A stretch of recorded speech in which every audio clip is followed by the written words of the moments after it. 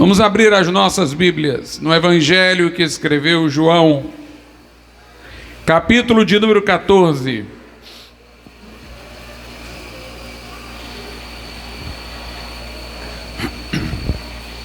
João capítulo 14, nós leremos os versículos de números 16 e 17. João 14, 16 e 17. Diz assim, o Senhor Jesus é quem fala: E eu rogarei ao Pai, e Ele vos dará outro Consolador, para que fique convosco para sempre. O Espírito de verdade, que o mundo não pode receber, porque não o vê, nem o conhece, mas vós o conheceis, porque habita convosco e estará em vós. Podeis assentar. Entre os diálogos que Jesus teve com os seus discípulos, já se aproximando o tempo de sua morte, Jesus falou nesses diálogos acerca do Espírito Santo, que ele enviaria na forma de Consolador, ajudador da igreja, para ampará-la, capacitá-la, depois que ele morresse, ressuscitasse e fosse assunto aos céus. Ele fala no futuro, porque se refere a quando tiver ido ao céu após a morte e a ressurreição. E ele diz: eu rogarei ao Pai, e Ele vos dará outro Consolador, para que fique convosco para sempre. A palavra outro aqui no grego é uma palavra que indica um outro do mesmo tipo, da mesma espécie, um outro com qualidades equivalentes. E como Jesus estava falando de um substituto, não poderíamos imaginar outra coisa. Se Jesus estava falando do Espírito Santo como um outro Consolador à sua altura, que estaria conosco para sempre, de uma maneira equivalente àquela em que ele se encontrava com os discípulos, então nós não podemos aqui entender que isto é pouca coisa, mas muita coisa. Jesus, estando com os discípulos, os instruiu. Estando com os discípulos, os dirigiu quando comissionou os 12 a saírem pregando. Depois os 70, Jesus lhes deu poder e autoridade sobre demônios, sobre enfermidades. Jesus, na presença de seus discípulos, fez grandes milagres, ressuscitou Lázaro e outros, curou enfermos, deu vista aos cegos, acalmou os ventos e os mares. E quando Jesus diz: eu rogarei para que o Pai dê outro Consolador, então nós devemos, irmãos, entender que o Espírito Santo não veio para fazer uma obra diminuta, inferior, mas uma obra grandiosa. Jesus uma vez deu a entender até que seria maior do que aquela que ele em carne diante dos discípulos fizera, não por ser o Espírito Santo maior que Jesus Cristo, já que as três pessoas da divindade são coiguais, mas porque ele disse que estaria junto ao Pai, ele estaria rogando, intercedendo diariamente, para que o Espírito Santo sobre a terra pudesse fazer coisas gloriosas. E ele disse: aquele que crê em mim fará obras maiores do que estas, porque eu vou para o Pai, porque eu vou estar lá rogando, intercedendo. Portanto, meus irmãos, Jesus não queria dar um consolo no sentido que humanamente nós imaginamos. Quando nós falamos entre nós de consolo, nós imaginamos alguma coisa que compensa minimamente. Nós imaginamos algum troco daquilo que foi pago, alguma coisa para que a gente não fique no vazio, uma pequena coisa de lembrança de outra que foi melhor. Mas Jesus está nivelando. Eu rogarei ao Pai, Ele vos dará outro Consolador, para que fique convosco para sempre. Até de um certo modo, o Espírito Santo, por não estar como Jesus esteve, limitado a um corpo que Ele, por amor de nós, assumiu, o Espírito Santo pode estar com todos os crentes, a toda hora, de maneira permanente. Nós, portanto, devemos entender desta promessa uma presença do Espírito Santo não como uma energia, uma percepção, mas uma presença pessoal. O termo consolador, ajudador, indica isso, uma presença pessoal.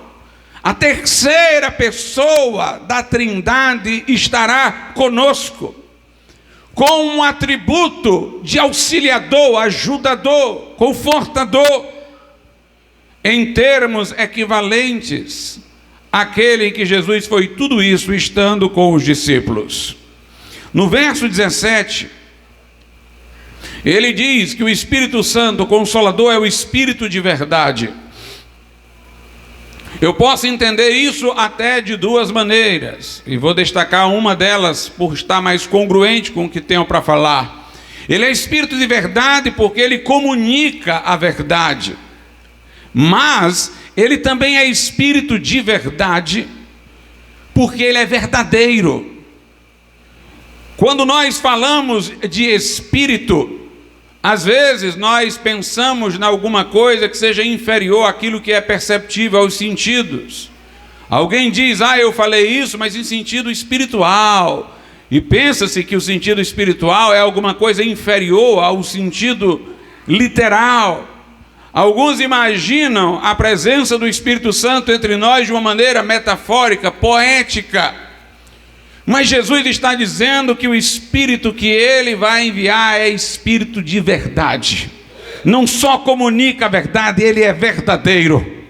Não é apenas uma influência, uma inspiração, é um Espírito pessoal, Espírito de verdade, que o mundo não pode receber, porque não o vê nem o conhece.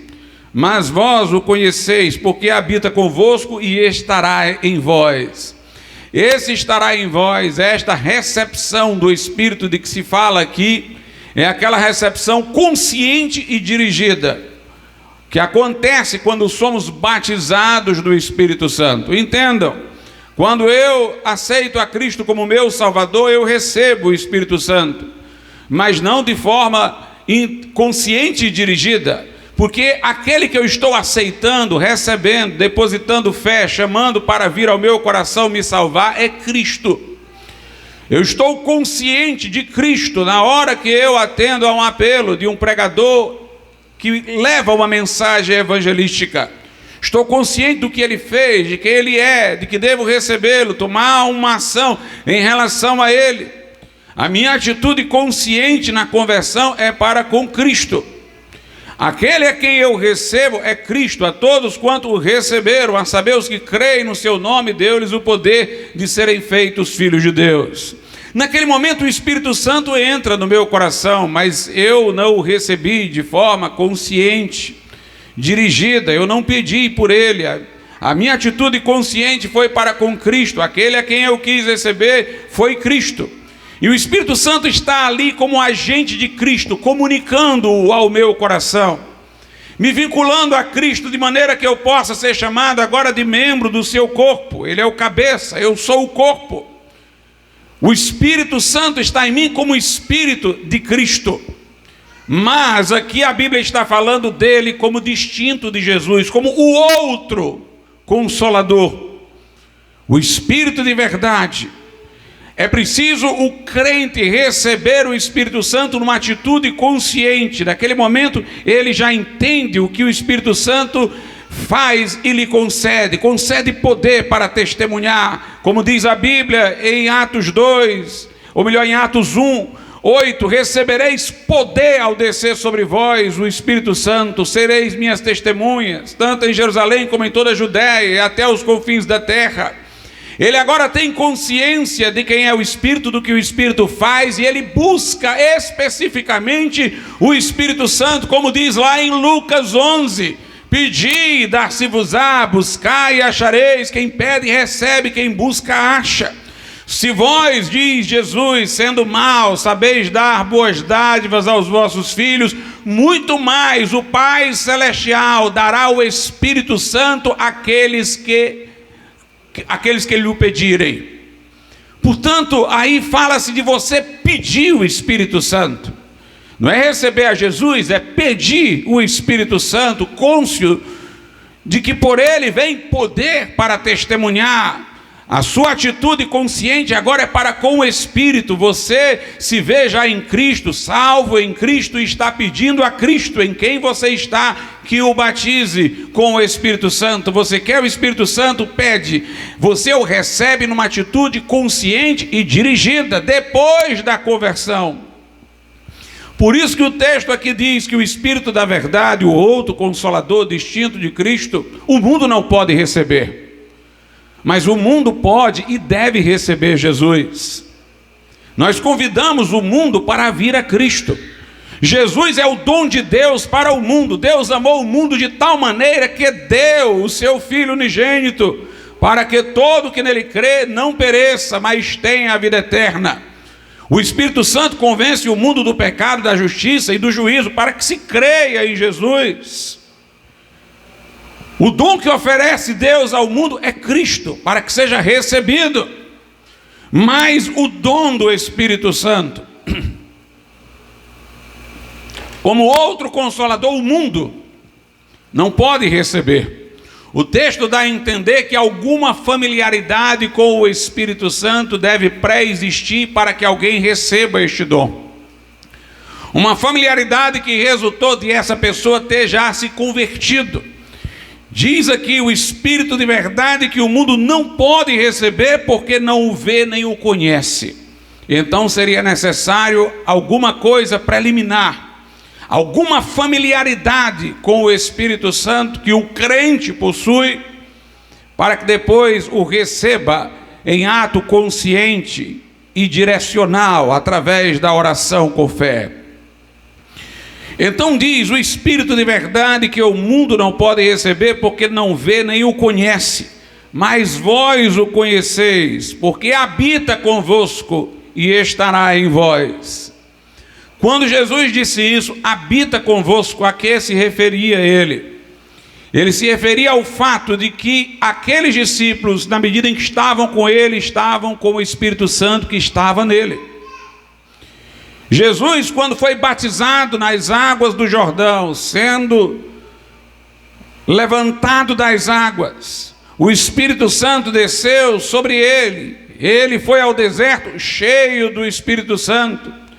Enquanto homem entre nós, ele nada fez pelo seu poder próprio enquanto pessoa da divindade. Ele agiu nos limites da humanidade. Os milagres que fez foi pelo poder do Espírito Santo. Os discípulos estavam habitando com o Espírito Santo em Jesus, o tinham consigo na pessoa de Jesus. Jesus diz, porque habita convosco e estará em vós. Note, Jesus parece aqui indicar uma progressão, não uma diminuição. Ou seja, vocês têm o Espírito Santo agora ao lado de vocês, na minha pessoa. Vocês o terão em vocês. A promessa aqui é indicativa de alguma coisa mais profunda, não menos profunda. Por isso, irmãos, nós devemos esperar grandes coisas de Deus. Devemos esperar grandes coisas de Deus. A Escritura quer nos mostrar, ao longo do Novo Testamento, que o Espírito Santo está como Consolador para se manifestar. Uma energia, uma influência não fala, não se dá a conhecer, não opera coisas de modo consciente. Mas o Espírito Santo está conosco de forma pessoal. Sua presença não é para ser uma abstração, Ele está aqui para falar, está aqui para agir, está aqui para trazer ao crente cheio do Espírito Santo uma coragem sobrenatural, uma habilidade para falar com reis e autoridades, uma sabedoria que Jesus disse: quando vocês forem levados perante as autoridades, não premeditem, o Espírito Santo vos dará sabedoria e falará por vossa boca. Ele está aqui para falar através de nós, Ele está aqui para curar os enfermos, Ele está aqui, irmãos, para desmascarar o hipócrita, para colocar demônio para correr. Se Jesus fez isso em carne, Ele falou do Consolador coigual, disse que haveria um progresso, estava conosco, mas estaria em nós. Então nós devemos esperar grandes ações do Espírito Santo no nosso meio. Não basta que o nosso credo tenha lá: creio no Espírito Santo. A pergunta que o mundo está fazendo é essa: onde ele está? Onde está o Espírito Santo?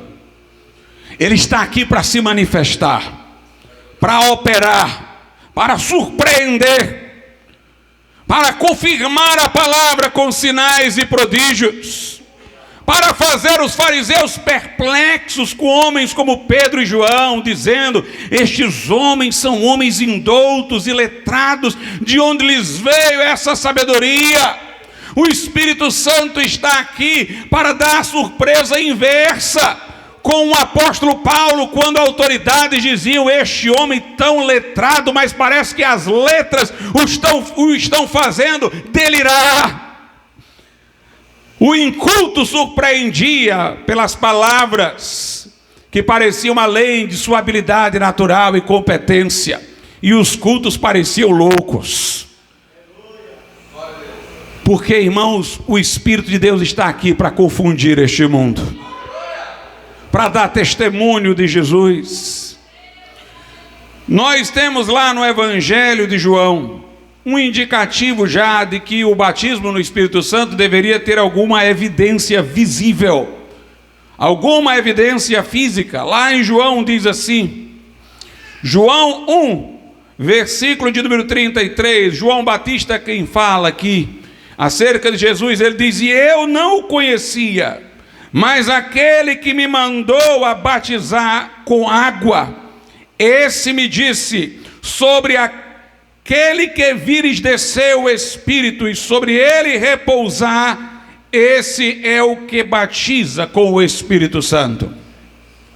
Noutros evangelhos é dito que o Espírito Santo desceu sobre Jesus em forma corpórea de pomba. Note a insistência de se dizer que o Espírito Santo desceu de uma forma visível, desceu em forma de pomba, inundou Jesus. Em forma corpórea, o Espírito Santo visibilizado pela forma física que assumiu ao descer sobre Jesus. Por isso que aqui João Batista disse: aquele que me enviou a batizar, disse: aquele sobre quem vires, você vai ver. Você vai ver o Espírito Santo, ele vai vir em forma corpórea de pomba, você vai ver. E quando você vê o Espírito Santo descendo sobre ele, saiba que ele é o que batiza no Espírito Santo e fogo.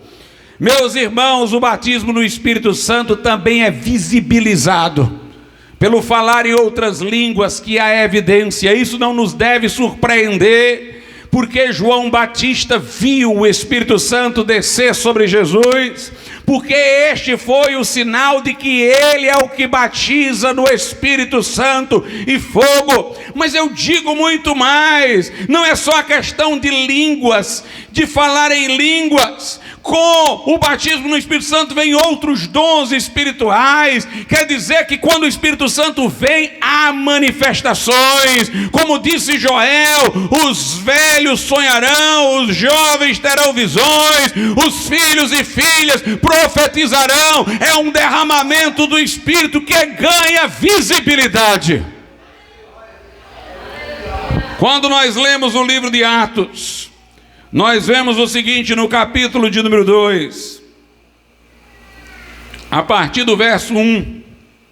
E cumprindo-se o dia de Pentecostes, estavam todos concordemente no mesmo lugar, e de repente veio do céu. As manifestações começaram já aí, irmãos, antes de eles serem cheios do Espírito Santo e falarem línguas. De repente, primeiro foi algo brusco que interrompeu o silêncio. De repente veio do céu, aleluia. O Espírito vem de cima, irmãos, vem de Deus. E de repente veio do céu um som, como de um vento veemente e impetuoso. Não foi uma brisa, não. Um vento veemente, um vento desafiador, um vento impetuoso, e encheu toda a casa em que estavam assentados, e foram vistas, olha a expressão, foram vistas por eles línguas repartidas como que de fogo, as quais pousaram sobre cada um deles. E todos foram cheios do Espírito Santo e começaram a falar noutras línguas, conforme o Espírito lhes concedia que falassem. Uma multidão se ajuntou com tanto barulho, vento impetuoso, os discípulos espantados, vendo língua de fogo, depois falando em línguas. Uma multidão apareceu, e quando aquela multidão veio, vinda uma pessoa de um lugar, outra de outro lugar, cada um ouvia os discípulos em sua própria língua. Houve um milagre de fala, eles falaram línguas espirituais, e um milagre auditivo, cada pessoa de uma região os ouvia, a todos os 120, em sua própria língua. Verso de número 6, e quando aquele som ocorreu, ajuntou-se uma multidão e estava confusa, porque cada um os ouvia falar na sua própria língua. No verso de número 12 diz: e todos se maravilhavam e estavam perplexos, dizendo uns para os outros: que é isto dizer? Quando o Espírito Santo opera, irmãos, tem um isto, tem uma manifestação, tem algo que acontece. Jesus falou do Consolador como ele, para operar como ele. Pedro disse em Atos 2:33, o sermão do Pentecoste: de sorte que, exaltado pela destra de Deus, e tendo recebido do Pai a promessa do Espírito Santo, derramou isto que vós agora vedes e ouvis. Algo que se possa perceber. Eu sei que existirão críticos que naquilo que dizem há um fundo de verdade, que dirão: pastor, ao falar desta maneira do Espírito Santo com manifestações físicas, você pode levar os crentes a ficarem apegados ao sensacional, a quererem muito mais as manifestações do que o próprio Espírito, a estarem obcecados por sinais, por coisas que são perceptíveis aos sentidos. E isso pode levar ao engano. Jesus disse que os falsos profetas fariam sinais e prodígios tão espetaculares, que, se possível, enganariam os escolhidos. Que a besta, lá no Apocalipse, terá poder para fazer descer fogo do céu, que enganará muitos com sinais, prodígios de mentira. Mas, meus irmãos, eu não estou ensinando o desejo pelo sensacional. O que eu quero que você anele é pelo Espírito Santo do Senhor. Mas o que eu estou dizendo é que quando o Espírito Santo opera, isso ganha visibilidade. O que você quer é o Espírito, mas o Espírito é vivo. Mas o Espírito é de verdade, não é de poesia, não. Mas o Espírito é pessoal, é consolador, ele vai agir, ele vai operar. Nós não queremos aqui uma igreja daqueles que só creem no que veem e são desejosos a toda hora do sensacional e do visível, como Tomé. Tomé sabia que Jesus havia dito que ele iria ressuscitar, ouviu o testemunho dos outros discípulos que disseram que o viram ressuscitado. Era só levar em conta a palavra de Jesus, que dissera aos discípulos antes de sua morte que ele iria morrer e ressuscitar, e o testemunho dos outros, isso seria seguro. A palavra de Jesus sozinha seria segura, mas ele queria ver, ele queria tocar, senão ele disse: eu não acredito. Era um empiricista, queria seguir o paradigma da ciência. Eu quero ver, eu quero tocar. E os tradicionais costumam criticar igrejas pentecostais dizendo isso. Eles são como cientistas, querem transformar a religião no evidente, no perceptível, no visível, naquilo que os sentidos podem confirmar, querem ver, tocar. Meus irmãos, eu não quero ser empiricista nem cientificista com as coisas de Deus, mas também não quero ser filosófico, não. O filósofo é que gosta de abstrações, da metafísica, daquelas coisas que estão no terreno das ideias, mas que nunca descem aqui para tocar as nossas vidas. Eu não quero nem ser de uma postura de um cientista nesse assunto, e nem quero ser da postura de um filósofo. E havia gente com mentalidade assim, lá na carta a Timóteo. Veja o que a Bíblia diz, segunda carta de Paulo a Timóteo. 2 Timóteo, capítulo de número 2, versículos 17 e 18. E a palavra desses roerá como gangrena, entre os quais são Himeneu e Fileto, os quais se desviaram da verdade, dizendo que a ressurreição era já feita, e perverteram a fé de alguns. Esses aqui gostaram de filosofia grega e tiveram dificuldade de acreditar na ressurreição. Crer na imortalidade da alma, irmãos, é mais fácil, porque é uma ideia de continuidade. A alma é imortal e continua, não tem nenhuma intervenção divina, é só a continuidade. O espírita crê na imortalidade da alma, mas ressurreição não, é Deus pegar um corpo que já putrefou, desceu ao pó, se desfez e reconstruir. Tem uma intervenção, é um milagre. A ressurreição era algo que espantava o mundo pagão. É a ideia de que aquilo que já foi destruído pode ser trazido de volta por um milagre. Himeneu e Fileto ficaram filósofos demais e disseram: não, a ressurreição já ocorreu. É quando a gente se converte, nasce de novo. Aí ali a gente passou da morte para a vida, ressuscitou. Não tem ressurreição física, não. Queriam um cristianismo sem milagres, sem intervenção de Deus. Queriam um cristianismo filosófico. Nem eu quero ser um cientista, entre aspas, religioso como Tomé. Eu preciso ver e tocar. Nem eu quero ser um filósofo do estilo Himeneu e Fileto. Tudo que é milagre ele interpreta espiritual. Não, o Espírito Santo está derramado, mas ele não é perceptível. A gente recebe ele aqui no coração pela fé, sem que nada aconteça. Não, milagres já se passaram. O que hoje Deus faz é operar através do remédio, das vias naturais. Nenhuma coisa nem outra, irmãos. Eu procuro o Espírito Santo, não os milagres, mas eu sei que quando ele vem operando, porque ele não é uma abstração, não é uma ideia, não é uma influência, não é uma inspiração poética, é Deus entre nós. É Deus entre nós, o outro Consolador, para que fique convosco para sempre. Veja o que a Bíblia Sagrada diz. Eu li há pouco, Atos capítulo de número 2. Vimos o que aconteceu no dia de Pentecostes. Vimos Pedro dizer que Deus havia derramado aquilo que poderia ser visto e ouvido.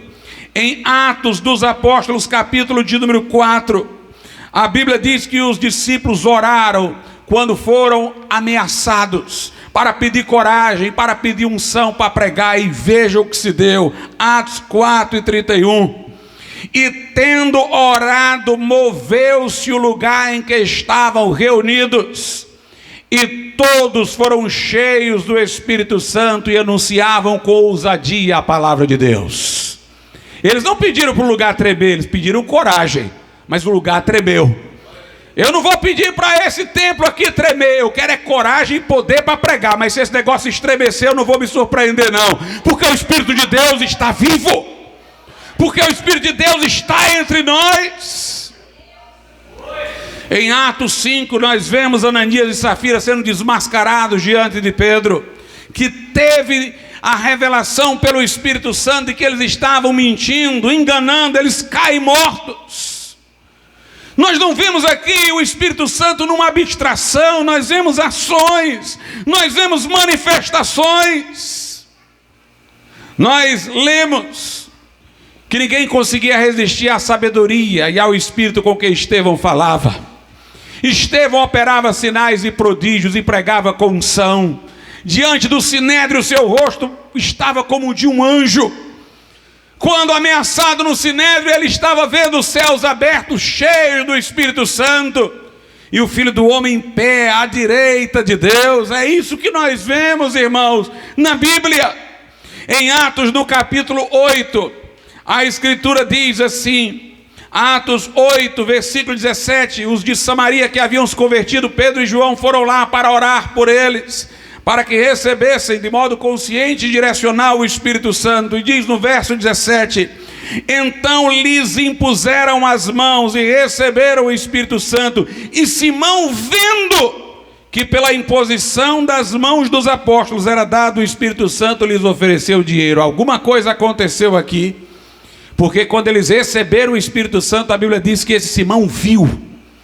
Eles começaram a falar em outras línguas, alguma coisa foi vista, alguma coisa apareceu. Na conversão de Saulo de Tarso, irmãos, tem gente que diz, é dito que Ananias, depois que Saulo se converteu, apareceu a ele, e diz que impôs as mãos para ele ser cheio do Espírito Santo, e ninguém fala de manifestação lá. Essas pessoas deveriam ler o texto todo, porque Paulo já cai por terra de uma visão que teve. Ananias já chega até Paulo por uma visão que ele teve. Paulo, que havia sido pouco salvo, ficou cego com a chegada de Ananias, foi curado para a glória de Deus. E foi cheio do Espírito Santo. Eu sei que ele falou em línguas, porque lá na carta aos Coríntios ele diz, graças a Deus eu falo mais em línguas do que todos vós. Paulo foi salvo, curado, batizado no Espírito Santo. E um homem foi dirigido até ele por uma visão, para orar por ele. Em Atos 10, Pedro vai pregar na casa de Cornélio, hesitante.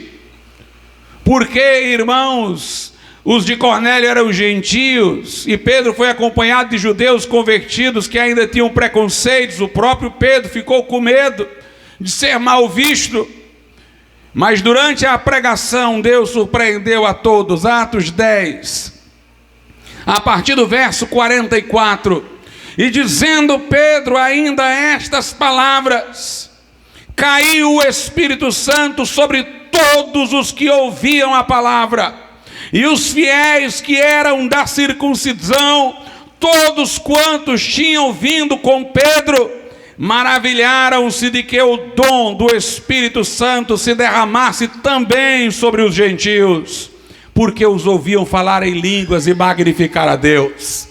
Como é que eles souberam, e não só souberam, ficaram maravilhados de ver que sobre aqueles gentios havia sido derramado o Espírito Santo? Porque os ouviam falar em línguas.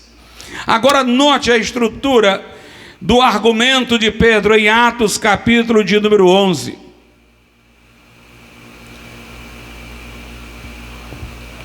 A partir do verso 15. E quando comecei a falar, caiu sobre eles o Espírito Santo, como também sobre nós no princípio. E lembrei-me do dito do Senhor, quando disse, João certamente batizou com água, mas vós sereis batizados com o Espírito Santo. Então Pedro esperava alguma coisa acontecer, quando a promessa se desse. Portanto, se Deus lhes deu o mesmo dom que a nós, quando havemos crido no Senhor Jesus Cristo, quem era então eu para que pudesse resistir a Deus? Portanto, ele disse: Deus operou, Deus agiu de forma notória, quem era eu para me opor? Interessante que Pedro, noutra passagem, ele diz: poderia eu negar a água do batismo a estes que, como nós, receberam o Espírito Santo? Essa palavra é importante, sabe por quê, irmãos? Porque quando a gente se converte a Cristo, a gente nasce de novo, os nossos frutos, nossa nova vida vai testemunhar disso, mas não tem nenhuma evidência imediata. E por não ter, foi instituído um sinal visível para dar publicidade à conversão, que é o batismo. O batismo é um sinal da conversão. Então Pedro diz: será que eu vou negar o sinal físico que Deus estabeleceu para os convertidos se identificarem a estes, a quem o próprio Deus deu um sinal, os fazendo falar em outras línguas?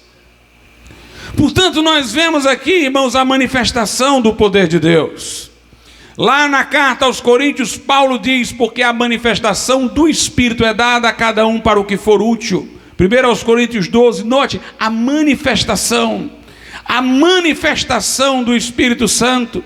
Se o Espírito de Deus está entre nós, ele vai se manifestar, ele vai operar. Se não o faz, é a nossa negligência que está impedindo isso. É porque estamos secularizados demais, é porque estamos vendo as coisas dentro de uma rotina, sem esperar grandes coisas de Deus, sem esperar que o Consolador ao nosso lado opere, porque Deus quer operar.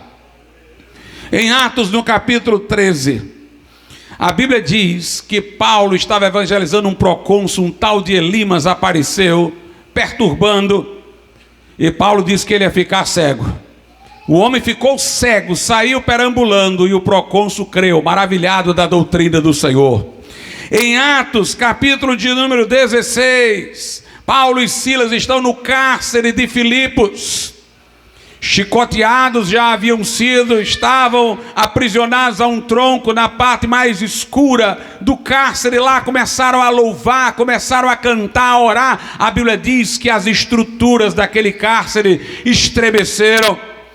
Houve a conversão do carcereiro, portanto uma ação interventiva de Deus. Quando Paulo e Silas resolveram cantar e orar, irmãos, eles não estavam esperando que o cárcere fosse sacudido, não. Eles queriam cantar e orar. Mas quando o cárcere foi sacudido, eles sabiam o que é que estava acontecendo. Eles não pensaram que era um terremoto comum, não, porque eles sabiam que Deus opera, sabiam que Deus age, sabiam que Deus se manifesta, que Deus faz a obra no nosso meio. Nós vemos em Atos 19, quando está lá Paulo diante dos discípulos de Éfeso, e ele pergunta: recebestes vós o Espírito Santo quando crestes? Essa pergunta, irmãos, indica que Paulo não viu alguma coisa ali. Ele não faz essa pergunta do nada, ele faz por aquilo que ele enxerga. Portanto, nós devemos esperar a presença ativa do Espírito Santo em nosso meio. É interessante que os irmãos de Plymouth, que são homens de Deus, eles, entretanto, cometeram um equívoco de achar que os sinais desapareceriam no final, ou diminuiriam, porque eles entendiam que aquela passagem que diz que o mistério da iniquidade opera a um que detém, eles interpretavam que era o Espírito Santo e achavam que o Espírito Santo seria retirado aos poucos, e que por causa da apostasia da igreja o Espírito Santo diminuiria, a sua ação diminuiria até que sairia. Mas nós não temos base bíblica para isso. Jesus disse: ele ficará convosco para sempre, ficará convosco para sempre. Ele sai com a igreja, não sai em fases. Portanto, devemos esperar grandes coisas de Deus. Mas aqui eu falei, irmãos, de manifestações. Lá em Gálatas, no capítulo de número 3, a Bíblia diz o seguinte, Gálatas 3, Versículo 5: aquele, pois, que vos dá o Espírito e que opera maravilhas entre vós, o faz pelas obras da lei ou pela pregação da fé?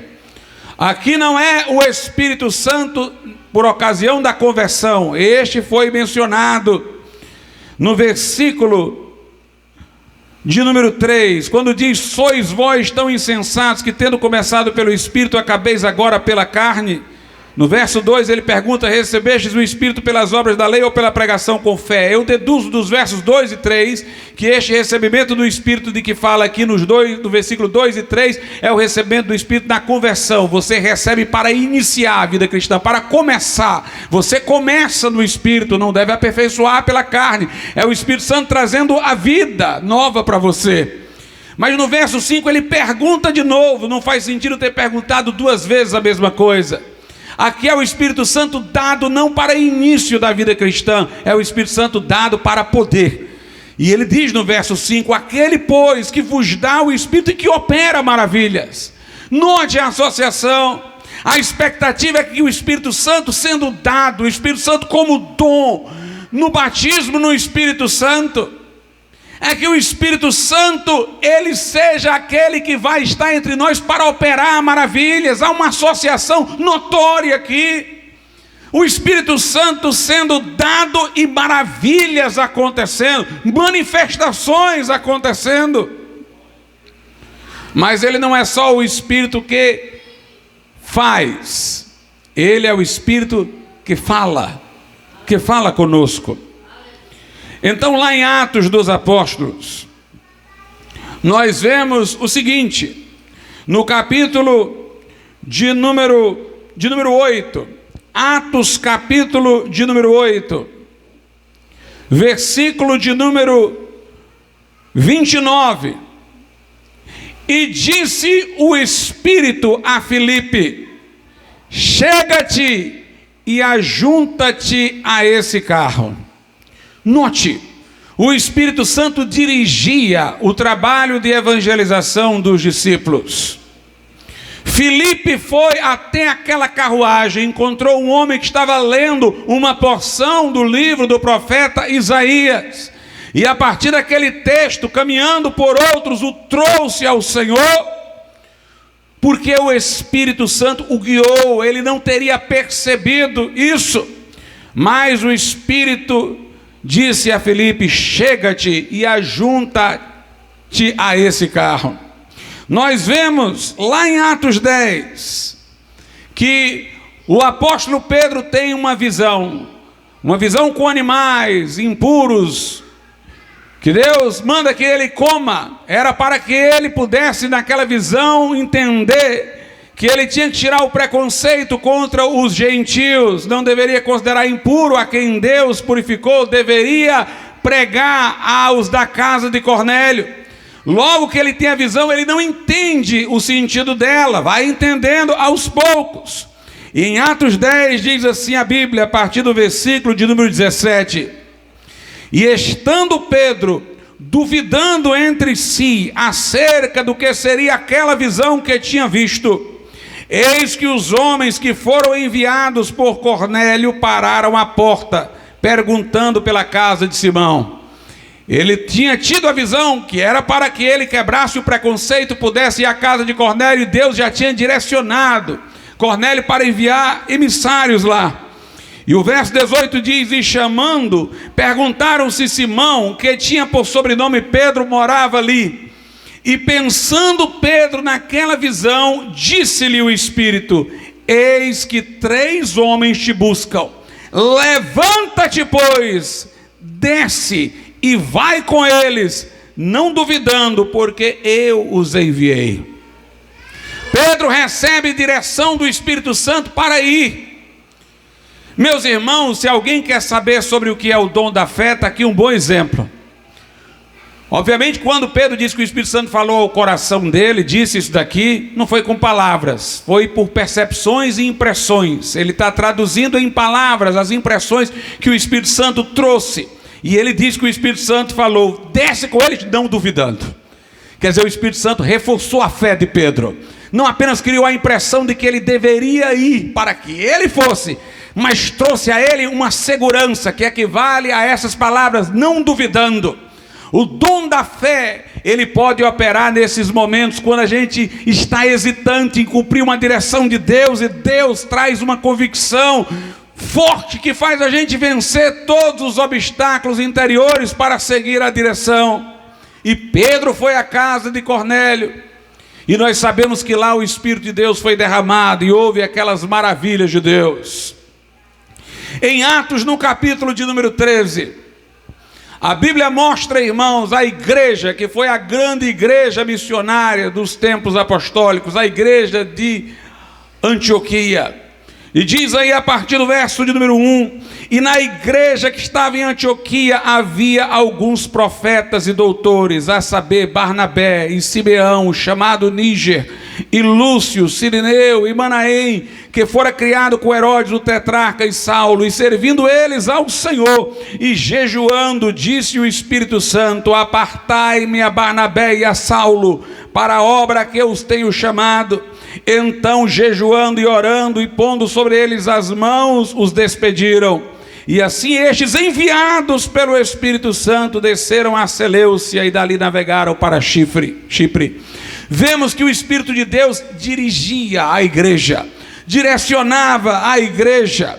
Lá em Atos 16, por exemplo, nós lemos o seguinte a partir do verso 6: e passando pela Frígia e pela província da Galácia, foram impedidos pelo Espírito Santo de anunciar a palavra na Ásia. Eles queriam ir numa direção, o Espírito Santo não deixou que fossem. E quando chegaram a Mísia, intentavam ir para Bitínia, mas o Espírito não lhe permitiu. Queriam ir em outra direção, o Espírito Santo não deixou. E tendo passado por Mísia, desceram a Trode. E Paulo teve de noite uma visão, em que se apresentou um homem da Macedônia, e lhe rogou, dizendo: passa a Macedônia e ajuda-nos. E logo depois desta visão, procuramos partir para a Macedônia, concluindo que o Senhor nos chamava para lhes anunciarmos o Evangelho. Ele foi dirigido por Deus, foi encaminhado por Deus. E eu quero que os irmãos atentem para uma coisa: às vezes nós damos uma sobreexcelência a visões, mas não é o modo com que Deus quer falar habitualmente conosco. Visões e sonhos é a maneira de Deus falar quando está difícil para nós ouvirmos. Deus usou visões e sonhos para falar até com incrédulos, como pessoas do Velho Testamento, reis.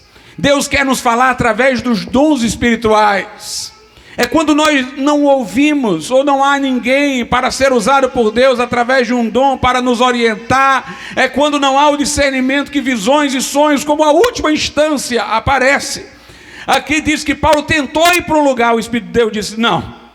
Paulo tentou para o outro, o Espírito de Deus disse não. Quer dizer, ele não estava ouvindo, ele não estava discernindo. Aí Deus falou através de um sonho, e ele viu um homem da Macedônia chamando, e concluiu. Ele ainda teve dificuldade, ainda teve que deduzir, concluiu que deveria ir naquela direção que parecia estar na contramão de seus planos iniciais.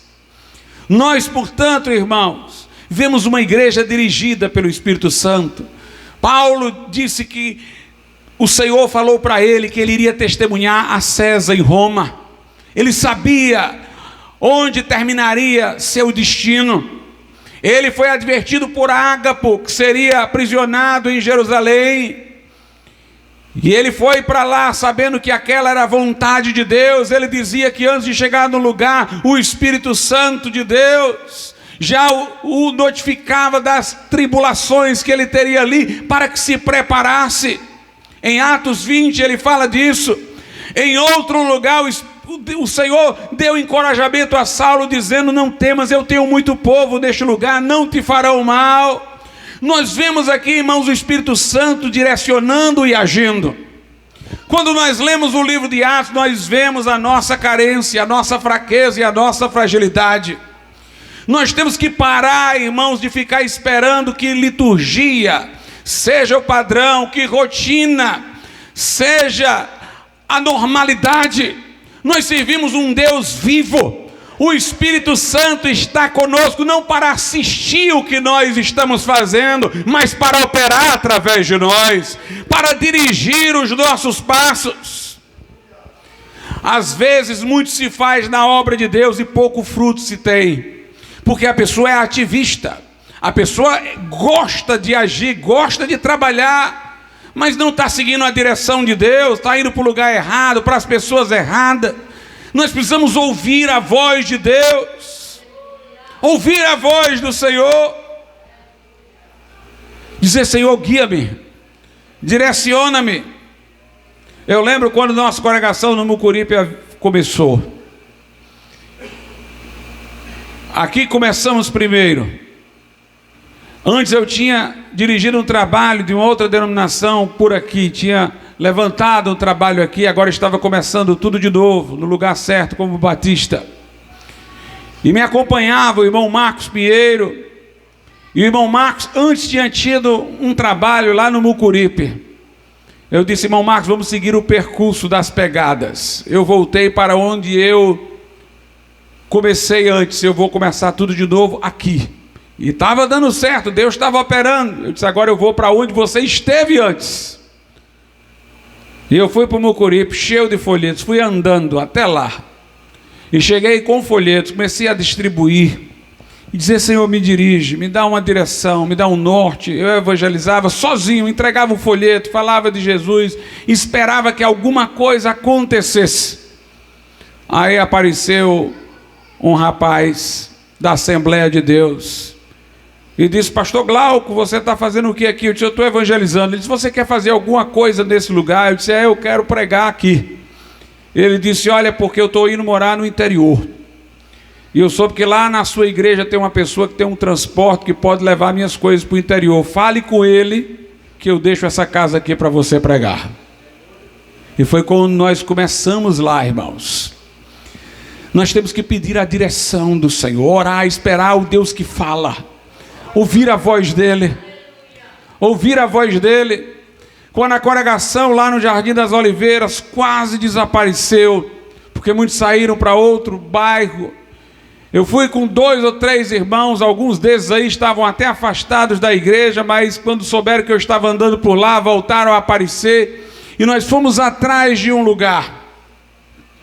E eu dizia andando: Senhor, dá a direção, mostra o caminho. E quando eu vi uma casa na esquina, eu disse: de quem é esse lugar aqui? E os irmãos disseram: não sei, pastor. Eu disse: pois vai ser aqui. Mas não está para alugar, mas está fechado. Vamos atrás de quem é a pessoa, porque vai ser aqui, vai ser nesse lugar.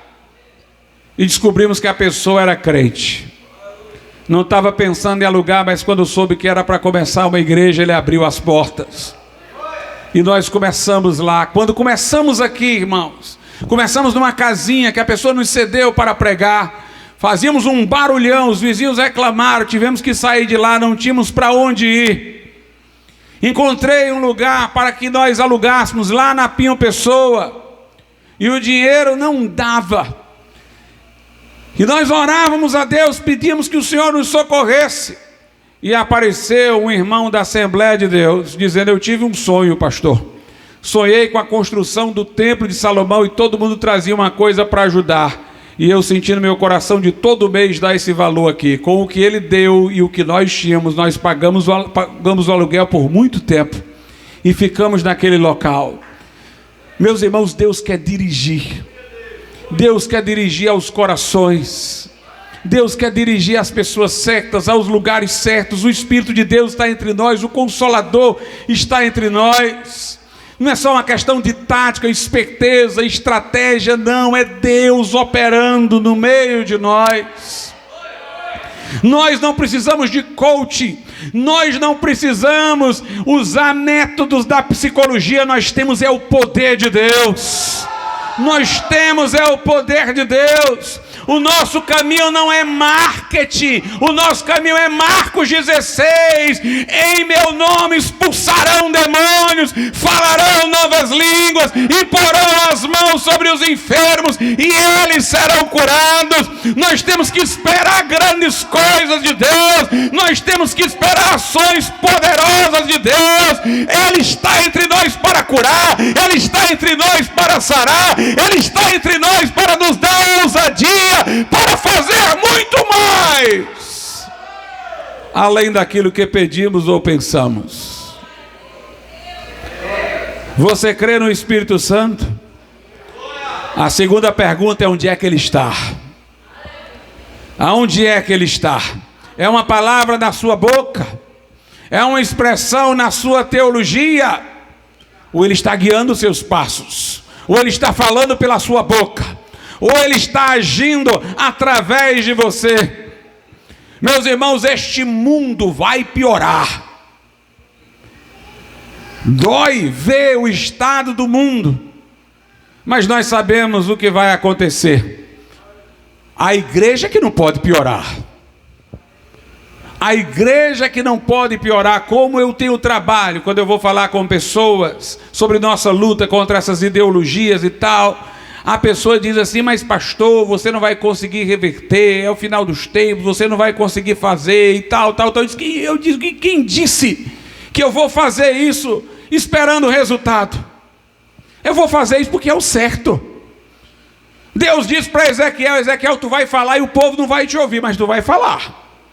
Quer ouça ou quer deixe de ouvir? Eles vão fazer cara dura para ti, mas eu vou fazer a tua cara mais dura do que a deles. Eles não vão se converter não. Se eu te enviasse para outras nações, eles te ouviriam, mas eu vou te enviar para esse povo que é casa rebelde. Mas eles vão saber de uma coisa: que houve profeta em Israel. Meus irmãos, eu vou confrontar este mundo independente de resultado. Eu vou confrontar porque eu estou aqui para isso. Eu estou aqui para resistir. Eu estou aqui para dizer ao diabo que ele vai ser resistido, que vai ter profeta neste lugar. Mas nós temos que ganhar almas. No meio de um mundo arruinado, nós podemos fazer discípulos, nós podemos ganhar almas, nós podemos participar da última colheita para o arrebatamento. Jesus quer salvar, irmão. Se este mundo com suas estruturas vai se arruinar na direção do anticristo, tem vidas humanas, tem almas pelas quais Jesus Cristo morreu, sangrou naquela cruz. Vamos sair à procura delas, vamos sair com água ao encontro dos sedentos. A igreja não pode estacionar, não pode ficar na inércia. Nós não podemos ficar com o mesmo número repetido. Nós temos que nos incomodar, nós temos que jejuar, nós temos que confessar as nossas culpas, nós temos que pedir a Deus que opere, meus irmãos. Nós não podemos estar aqui inutilmente. Nós temos que clamar: viva, Senhor, abre a minha boca, faz alguma coisa, eu não sei o que é, mas opera, dirige pelo teu Espírito Santo. Aleluia. O Consolador está entre nós, irmãos. Você consegue perceber a importância disso? O Espírito Santo está entre nós. Aquele que se movia sobre a face das águas e organizou o mundo. Aquele que deu um corpo a Jesus Cristo.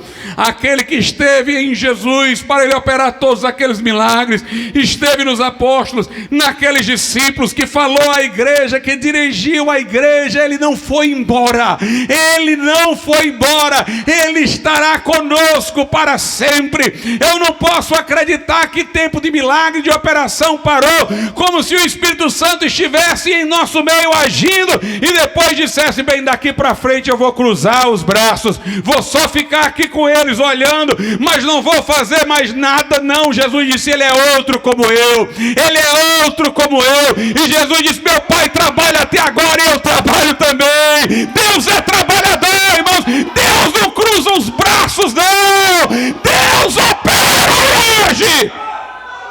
Quando a igreja dá lugar, quando a igreja crê.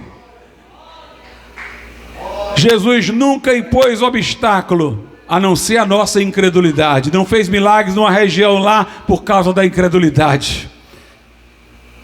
Ele dizia: vai, a tua fé te salvou. Ele perguntava se a pessoa cria, o que queria. Ele nunca tinha história. O tempo não é o que você crê, o que você quer. Você crê. Se creres, verás a glória de Deus. Se creres, verás a glória de Deus. É preciso, irmãos, ter uma fé atrevida. É preciso ter uma fé ousada. É preciso, meus irmãos, esperar coisas grandes, porque o nosso Deus é grande. Deus é grande. Peça e espere, porque Deus é grande. Vamos ficar de pé.